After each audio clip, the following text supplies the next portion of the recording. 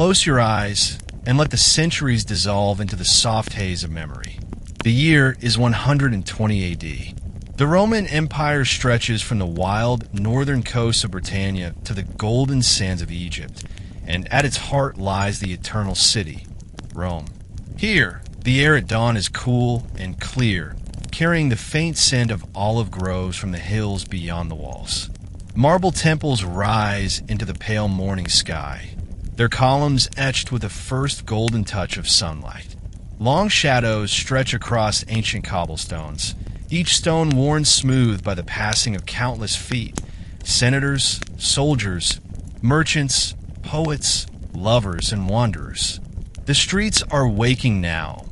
In the forum, merchants arrange bright fabrics and baskets of figs still glistening with dew. Somewhere, a baker slides loaves into his clay oven, the scent of warm bread drifting into the air. A priest in white robes lights the first incense of the day, sending curls of fragrant smoke upward toward the gods. Rome breathes slowly at this hour, but soon the hum of its heartbeat will grow louder.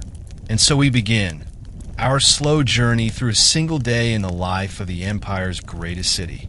Step softly, listen closely, for every sound, every scent, every flicker of light tells a story here. The first light of dawn spills gently over the rooftops of Rome. The marble columns of the Forum catch the gold of the rising sun, their shadows stretching long across the stone pavement. You hear the faint shuffle of sandals as bakers open their shop fronts, the scent of warm bread drifting through the cool air. A fountain trickles nearby, its steady rhythm mingling with the distant cooing of pigeons perched along the basilica roof. The city is not yet loud, only a quiet hum, like a heartbeat still waking. Somewhere, a cart creaks as it rolls over cobblestones, carrying fresh amphorae of wine from the countryside. In this soft hour, the Forum belongs to the early risers, the merchants arranging their wares, the scribes sharpening their pens, and the priests preparing the morning rites. You step slowly across the flagstones, worn smooth by centuries of feet. The air is cool, carrying the faint scent of olive oil and crushed herbs from the kitchens that have already begun their work. A vendor adjusts a stack of figs, their purple skins glistening with morning dew. An old man sweeps the steps of the Curia, pausing now and then to watch the sun climb higher. Overhead, the sky is a pale blue dome, brushed with soft clouds. The city feels alive, but unhurried, as though savoring this moment before the noise begins. You notice the light shifting, warming the sandstone walls, and you know that within an hour, the Forum will be a river of voices, footsteps, and trades. From the temple steps, the first prayers of the day drift into the air. A thin curl of incense smoke rises, carrying the sharp, sweet scent of frankincense toward the heavens. A priest in white robes raises his hands, murmuring words that have been spoken in this place for generations. The pigeons stir, taking short flights from roof to roof, their wings flashing briefly in the light.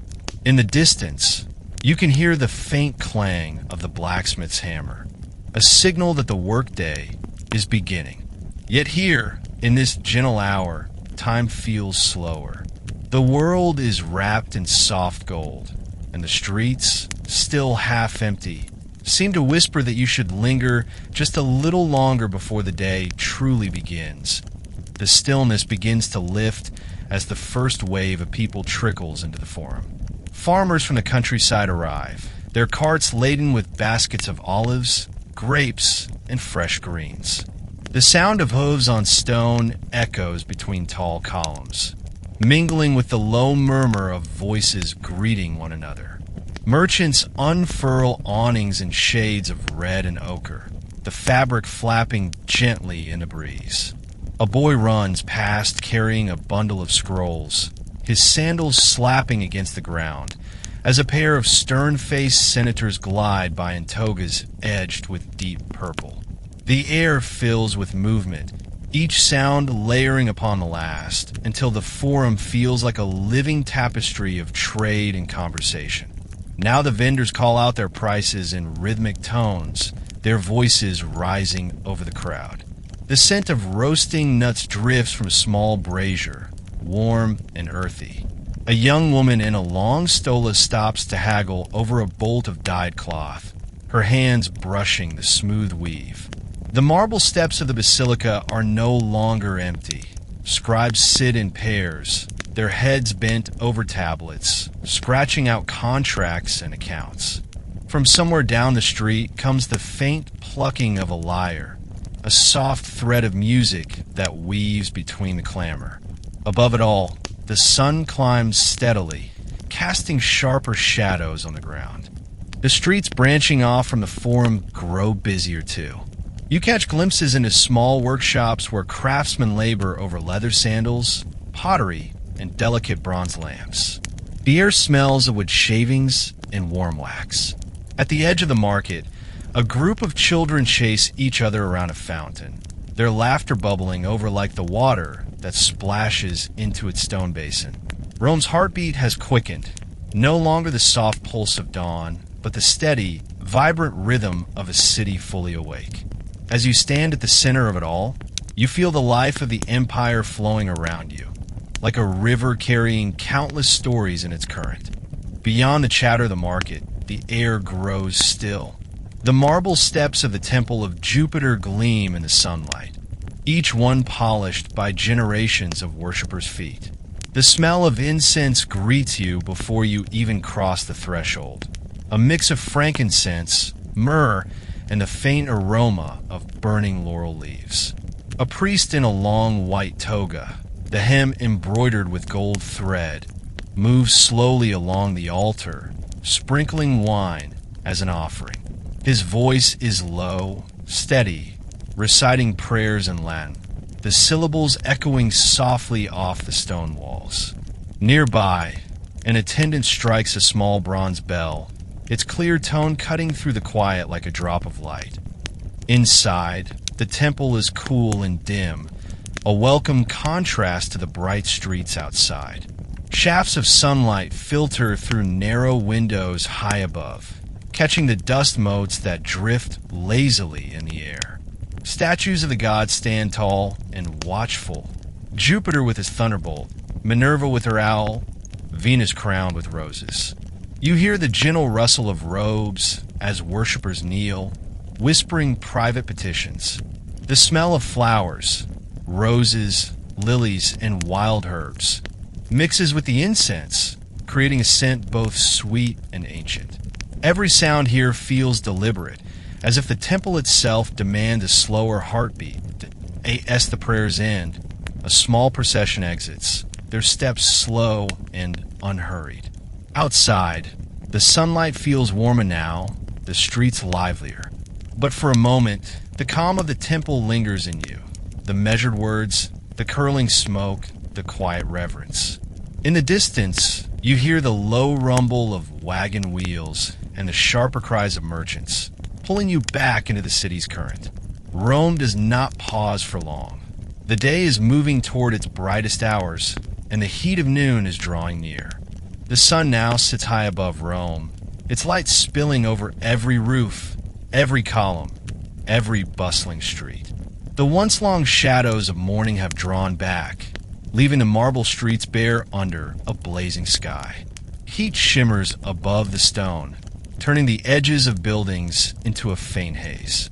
Vendors pull their awnings tighter, creating strips of shade for their stalls, while customers huddle beneath them like birds under a canopy.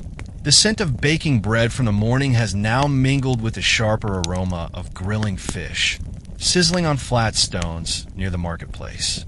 You feel the air grow heavier, thick with warmth, carrying the sound of 1,000 conversations, dealings struck, prices argued, laughter shared between friends. In the center of it all, a fountain splashes endlessly, its cool water glistening in the sunlight, drawing children and travelers alike to dip their hands and refresh themselves before moving on. In the side streets, the rhythm slows. Craftsmen pause in their work, wiping sweat from their brows as they stand in the narrow slivers of shade cast by tall buildings. A fruit seller lazily fans himself, his cart piled with figs and peaches whose skins glisten like jewels.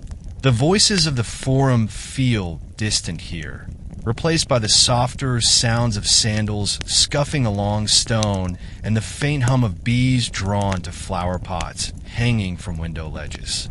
You notice the difference in pace. The city does not sleep, but it breathes slower under the midday heat. Every motion is deliberate, conserving energy for the long hours ahead. Beneath the colonnades, wealthy citizens stroll at an unhurried pace, their white togas catching the light. They move from one shaded walkway to another, pausing to greet acquaintances with measured courtesy. Conversations drift toward politics, trade, and the latest news from distant provinces. Whispers of uprisings, grain shortages, or new roads being built by the army. A pair of philosophers sit cross-legged in the shade, engaged in a slow debate, their voices calm but intense. The air smells faintly of olive oil and honey cakes, carried from a nearby bakery. Even here, in the quieter edges of the city, Rome feels immense and alive, like a vast organism whose heartbeat can be heard in every alley and courtyard. As you drift back toward the busier streets, the air begins to fill with new sounds, not the bargaining calls of merchants, but the music of Rome's entertainers. At the far end of Shaded Square, a group of young acrobats performs for a small crowd. Barefoot, they leap and spin in the air, their movements sharp and graceful, the sunlight catching on the thin bronze bracelets around their wrists. Children sit cross-legged on the ground, eyes wide, gasping when a tumbler flips backward and lands in a perfect bow. A man with a drum beats a steady rhythm, each thump echoing off the surrounding walls. Nearby, a flute player adds a bright, playful melody, weaving it through the air like a ribbon. The crowd is not large, but every face is intent, caught in the spell of movement and music. Further along, the scene changes to something quieter, yet just as captivating. A poet stands on a wooden crate, scroll in hand, reciting verses to a small knot of listeners. His voice rises and falls with the weight of each word, painting images of heroes, lovers, and distant battles. The smell of roasted chestnuts drifts from a vendor behind the crowd, blending with the faint scent of pressed flowers sold by a woman in a faded stola. A pair of jugglers passes by, their colored balls flashing briefly in the sunlight before vanishing into calloused hands. Even the street dogs seem at ease here, lounging in the shade, half dozing to the rhythm of the city's laughter and applause. In a narrow alley, just beyond the main square, a small troupe of musicians has gathered. A lyre, a double flute, and a soft-hand drum form their ensemble. Their song is slow, almost dreamy, and you notice how it seems to pull the tension from the air. A few shopkeepers step outside their doorways to listen, leaning against the walls with arms folded, eyes half closed. Coins clink into a clay bowl at the musicians' feet, the sound like a quiet blessing. Overhead, laundry flutters on lines strung between windows, bright against the stone. The air is warm, but carries a faint breeze, stirring the scent of thyme from a herb seller's stall. Here, surrounded by song and simple joy, Rome feels less like a vast empire and more like a collection of small, human moments, each one fleeting, but treasured. The streets grow quieter as you step through a grand, arched doorway into the Thermae, Rome's public bathhouse. Inside, the light softens, filtering through high, latticed windows. The air is warm, moist, and carries the mingled scents of olive oil, crushed herbs, and faint smoke from the furnaces that heat the water. Your sandals click softly on the polished marble floor, their sound swallowed quickly by the open space. In the apoditerium, the changing room, men of all ages talk in low tones as they fold their togas neatly and place them into carved wooden niches. Servants move silently among them, collecting sandals, offering small jugs of perfumed oil, and leading guests toward the baths. Somewhere deeper inside, you hear the muted splash of water and the distant ring of laughter. You pass into the tepidarium, the warm room, where the air wraps around you like a gentle embrace. The floor is heated from beneath, and you can feel the warmth rise through the thin soles of your sandals. Marble benches line the walls, their surfaces cool to the touch, offering a place to sit before entering the hotter rooms. Here, conversations drift in lazy currents. Two older men debate the politics of grain imports, while a young soldier tells a friend of his recent posting on the German frontier. The voices are soft, not meant to be overheard, yet the open acoustics of the room let them blend into a soothing background hum. An attendant pours warm water over the marble floor, the steam curling upward in ghostly ribbons. From here, you step into the caldarium, the hot room. Instantly, the heat blooms against your skin, and the scent of eucalyptus leaves, steeped in steaming bowls, fills the air. Large pools of shimmering water stretch beneath vaulted ceilings, their surfaces broken only by the slow movement of bathers. Some recline along the marble ledges, their voices murmuring as they trade stories of business deals, provincial news, or the latest races at the Circus Maximus. A pair of friends sit shoulder to shoulder, sipping watered wine from small bronze cups, their laughter carried gently over the surface of the pool. Servants walk along the edge, offering strigils, curved bronze tools, for scraping oil and sweat from the skin, leaving it fresh and clean. After the heat, you move into the frigidarium, the cold room. Here the light is brighter, reflecting sharply off the still, pale blue water of the plunge pool. The air is crisp, and a cool breeze drifts in from a high open window. One by one, bathers descend the marble steps into the pool, gasping softly at the sudden chill. Laughter ripples through the room as friends challenge each other to stay submerged the longest. Around the edges, a few sit quietly, rubbing scented oil into their skin, their eyes half closed in relaxation. Outside these walls, the streets of Rome are loud and sun-soaked. But here, time feels slower, the city's noise replaced by the steady rhythm of water and breath. The fierce blaze of the Roman afternoon begins to soften. The sun, once high and unyielding, now hangs lower in the sky, spilling warm amber light over the rooftops. Shadows stretch long across the streets, and the marble columns of temples and basilicas seem to glow from within, their surfaces bathed in molten gold. The heat eases, replaced by a gentle breeze carrying the scent of baked bread, roasting meats, and sweet honey cakes cooling on window ledges. Shopkeepers lean in their doorways, their day's earnings safely stored, watching the slow drift of people heading home. In the distance, you hear the creak of cart wheels and the soft clip of hooves as traders return to the city gates that end the residential streets. Women hang fresh laundry between balconies, the fabric swaying lazily in the cooling air. Children's laughter echoes as they chase each other around public fountains, their bare feet splashing in the water. Lamps are being lit, small clay vessels filled with oil, their wicks flickering to life one by one, dotting the streets with points of soft yellow light. From an open window, the sound of a lyre drifts into the street, its melody unhurried, almost meditative. Neighbors exchange quiet greetings, leaning over railings to talk about the day's happenings, the success of a sale, the rumor of a senator's scandal, the promise of rain for the fields. The city feels different now, still alive, but slower, more reflective. The bustle of trade has given way to the rhythm of families gathering for the evening meal.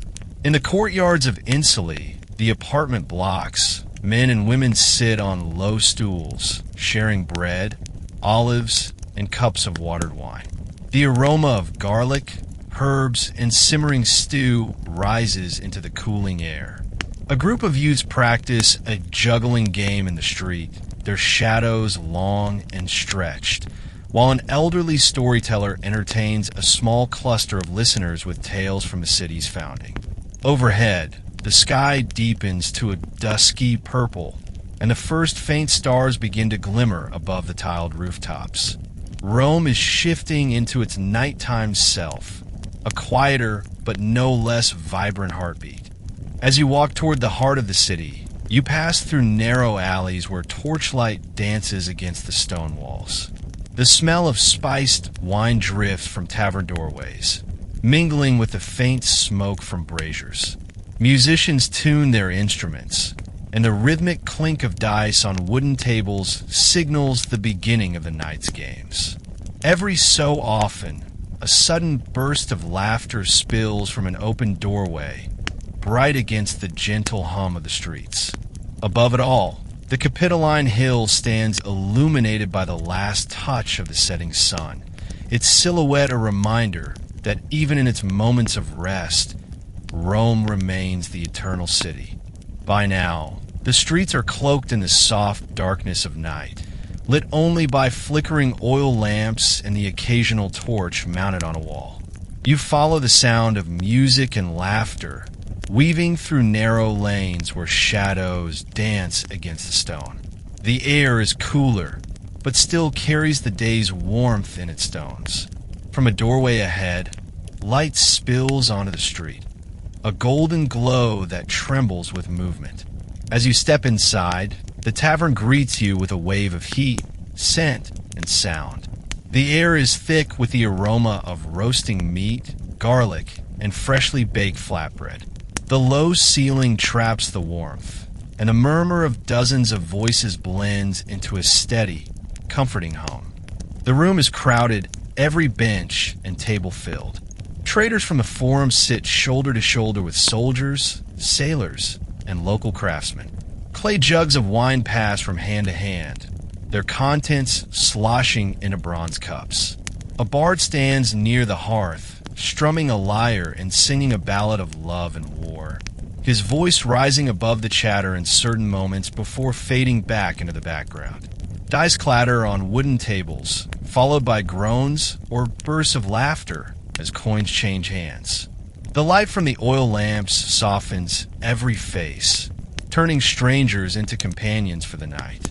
At a corner table, an old man tells a group of wide-eyed youths the story of a shipwreck he survived, his voice low and full of drama, the firelight casting long shadows across his weathered face. The smells shift as platters are brought out, grilled fish drizzled with olive oil, steaming bowls of lentil stew, sweet honey pastries dusted with ground nuts. The serving girls move quickly but not hurriedly, balancing trays as they weave through the crowd with practiced ease. Someone at the far end of the room starts a rhythmic clap, and soon the bard's music quickens. A pair of men rise to dance, stamping their feet in time, while the crowd cheers them on. In another corner, two old friends lean close over their cups, speaking in hushed tones about news from the provinces, of strange storms at sea, of caravans delayed in the east, of whispers from the Senate that could mean change. As the night deepens, the tavern grows warmer, the laughter louder, the song slower. Outside, the streets are nearly empty now, save for the occasional passerby heading home. Inside, the oil lamps burn low, their flames steady and golden. You sit back, letting the sounds wash over you. The clink of pottery, the deep rumble of friendly voices, the occasional burst of applause for the bard's latest verse. There is a sense of safety here, of belonging, even among strangers.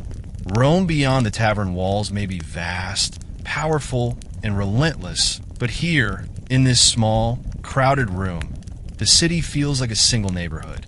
As the final song fades and the last cups are drained, you step back into the night, the cool air wrapping around you. The lamps along the street guide your way, and far above, the stars shine over the eternal city, just as they have for centuries. The stars now hang like silver coins above the rooftops of Rome. The oil lamps burn low in their bronze holders, casting gentle halos of light upon the worn stone streets. The noise of the day has faded. The shouting of the marketplace, the echo of chariots on stone, the songs from the taverns, all have settled into a deep, contented silence. Behind shuttered windows and heavy doors, the city sleeps, cradled in its own history. Yet Rome never truly rests. In the quiet, the eternal city dreams of triumphal processions returning through its gates, of markets bursting to life with the first call of dawn, of whispered prayers in its temples, and of footsteps that will one day walk these same streets, centuries from now. The cobblestones beneath your feet have carried the weight of emperors and the laughter of children, the dust of soldiers and the perfume of noble women. Tonight, they have carried you, too, for a single day in a timeless city. As the night deepens and the stars watch on, remember the cool shade of the forum, the warm steam of the bathhouses, the music that floated through the streets, and the golden light of sunset on marble walls. This day in ancient Rome may have ended, but the heartbeat of the city will never fade. And if you listen closely, even now, you may still hear it, steady, eternal, and waiting for your return.